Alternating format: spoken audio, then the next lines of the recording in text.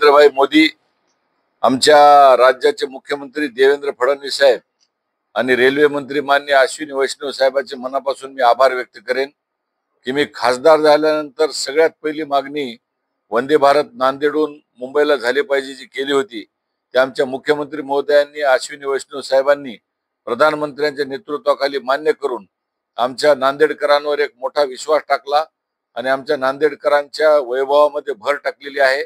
या वंदे भारतच्या माध्यमातून नांदेडचा व्यापार, विद्यार्थी, शेतकरी, किसान, मजदूर, महिला, आमच्या शिकणाऱ्या सर्व मुली ज्या मुंबईमध्ये जाणार यांची अत्यंत चांगली सोय झालेली आहे। त्यामुळे 5 वाजता निघून दुपारच्या जेवणापर्यंत मुंबईत जाणे, मुंबईतलं सगळं काम करून संध्याकाळच्या ट्रेननी देवगिरीने किंवा नंदीग्रामने किंवा राज्यराणीने परत येणे किंवा दुसऱ्या दिवशी मुक्काम करून देवगिरीने परत दुपारपर्यंत या ठिकाणी येणे अशी इतकी चांगली सोय, एक चांगली नांदेडच्या वैभवात भर पडलेली आहे।